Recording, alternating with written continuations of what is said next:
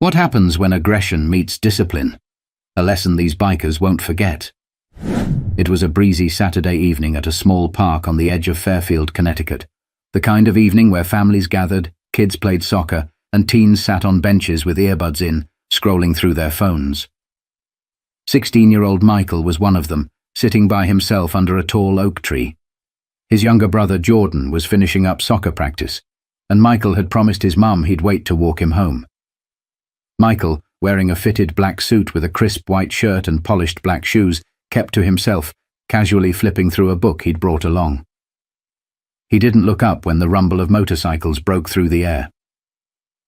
It was the type of sound that usually didn't mean much, just a group of bikers passing through, their engines echoing louder than they should in a quiet space. But tonight, something was different. The bikers didn't pass through. Instead, they rolled in, parking their bikes near the soccer field.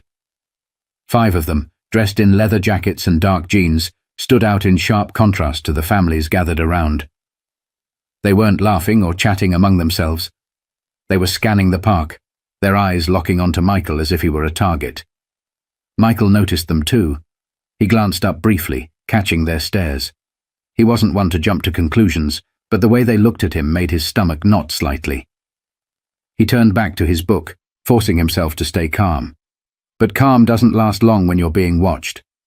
The bikers didn't stay by their bikes.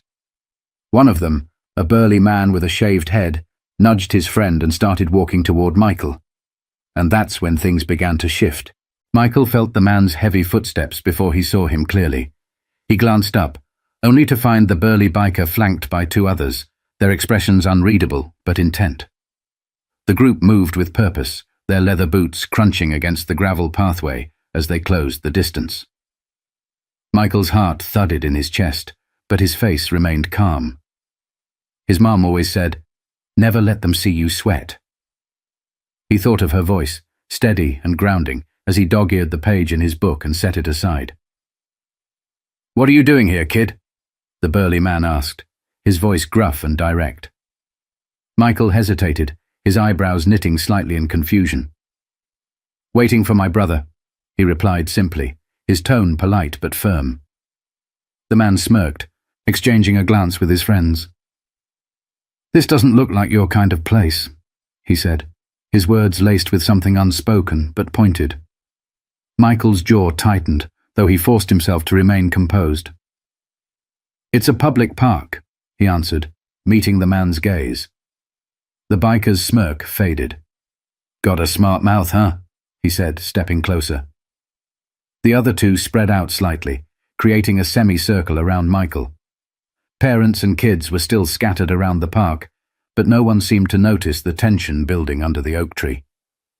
Michael scanned the area briefly, hoping someone would look his way, but the bikers had chosen their moment well. Most of the attention was on the soccer field, where Jordan's game was wrapping up. Michael's mind raced.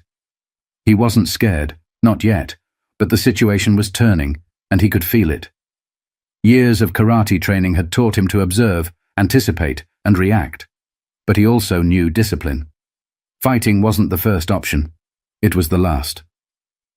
"Look," Michael said, keeping his tone measured, "I don't want any trouble. I'm just here for my brother." But the burly man didn't back off. Instead, he leaned down slightly, his face just a little too close for comfort. "Trouble? Who said anything about trouble?" he asked, his voice low and taunting. Michael could feel the weight of their stares, the unspoken challenge in their posture. His hands rested loosely on his knees, but he was ready if it came to that. And yet, something about the man's next words made it clear. They weren't going to let him off that easily. "Maybe you should show us what you've got," the biker sneered, his friends laughing quietly behind him. But Michael didn't move. Yet. Michael didn't flinch. His hands stayed where they were, resting calmly on his knees, but his eyes stayed locked on the man in front of him. Years of practice had taught him how to read people, how their posture, their movements, even their breathing could give away their intentions. And these men? They weren't here to talk. The burly man, clearly expecting Michael to fold under the pressure, leaned closer, his shadow falling over him. "What's the matter, kid? You scared?" he taunted. Michael exhaled slowly, not answering right away. He didn't need to. Fear wasn't the issue here. His issue was time. How long until Jordan's game ended? How long until someone in the park noticed what was going on? "Leave him alone!" The sudden voice broke through the tension. Michael turned his head slightly to see a young boy, no older than 10, standing a few yards away. Jordan.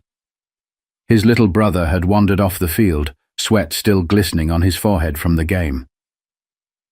"Jordan, stay back," Michael called, his voice firm. But the bikers turned toward the boy, grinning like predators spotting an easier target. "This your brother?" one of them asked, pointing a gloved finger at Jordan. "Maybe we should teach you both a lesson." Michael felt his pulse quicken, but not with fear, with resolve. He stood up slowly, his movements deliberate, his eyes never leaving the group. He shifted his weight slightly, planting his feet in the stance he'd practiced countless times in the dojo. "Don't touch him," Michael said, his voice calm but edged with steel. The burly man laughed, shaking his head. "Look at this guy. Thinks he's tough." The others joined in, their laughter echoing across the park. But Michael didn't waver. His expression didn't change, and his stance didn't shift. His silence unnerved them more than he realized. "You're not going to do anything," one of the bikers said, stepping closer. And that's when Michael finally spoke, his voice low and deliberate. "You don't want to do this." The laughter stopped. The bikers glanced at each other, confused for a moment by the confidence in his tone. But the moment didn't last. The burly man took another step forward, raising a hand to shove Michael. What happened next was so fast, so unexpected, that even the bikers weren't ready for it. But Michael was. The burly biker's hand shot forward, aiming to shove Michael's shoulder. But before it could connect, Michael shifted to the side with practiced precision, his body moving like a spring released. The biker stumbled slightly, caught off guard, but Michael didn't stop there. In one fluid motion, Michael stepped forward, his open palm striking the man's wrist and twisting it away.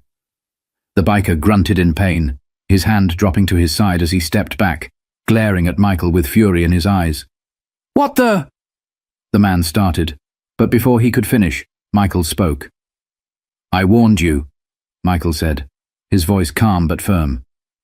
The two other bikers rushed forward, clearly not taking the warning seriously. The first swung a wild punch, but Michael ducked easily, his movements smooth and deliberate.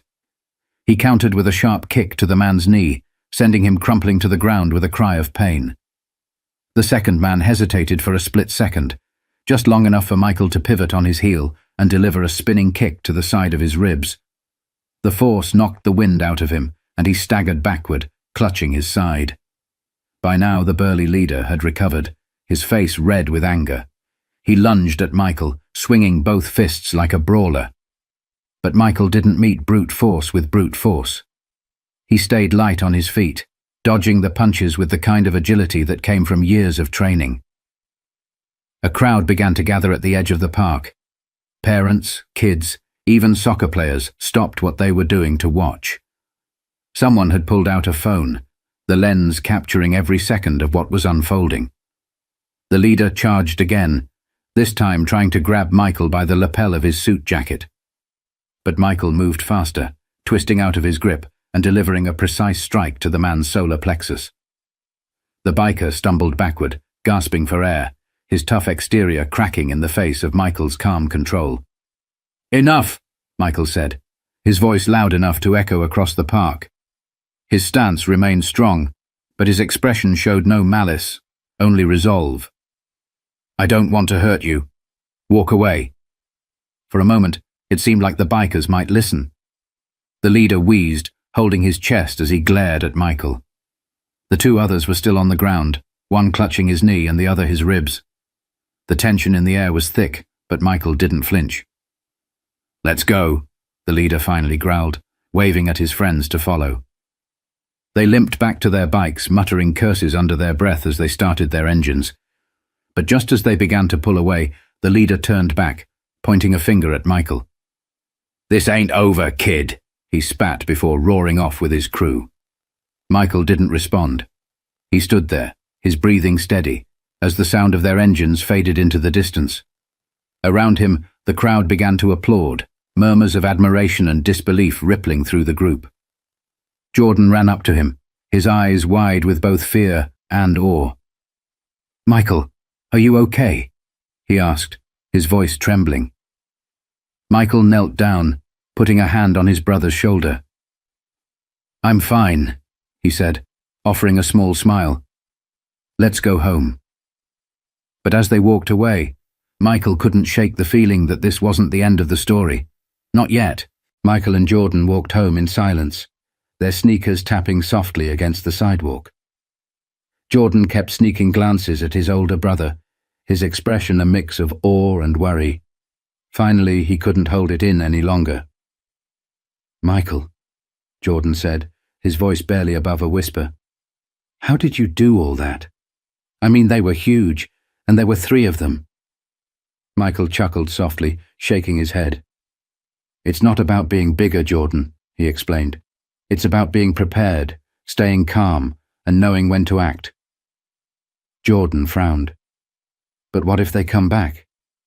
That guy said it wasn't over." Michael stopped walking, turning to face his little brother. "If they do, we'll handle it. But listen to me, Jordan," he said, his tone serious. "What happened today wasn't about fighting. It was about standing up for myself, and for you. But violence isn't the answer unless it's the only option." Jordan nodded slowly, processing his brother's words. Michael placed a hand on his shoulder, giving it a reassuring squeeze. "Remember, it's not about proving how strong you are. It's about knowing your worth, and refusing to let anyone take that away from you." When they got home, their mum was waiting on the porch, her arms crossed, and a concerned look on her face. "You're late," she said, her voice tinged with worry. Michael hesitated, glancing at Jordan, who stayed quiet. "Something happened at the park," Michael admitted, choosing his words carefully. He didn't want to worry her more than necessary, but he also believed in honesty. As he recounted the story, their mum's expression shifted from fear to pride. She listened intently, her lips pressed into a thin line, but her eyes glistened with emotion. "Michael," she said when he finished, "I'm proud of you for protecting your brother and yourself, but promise me one thing. Don't ever take risks like that, unless you have no other choice."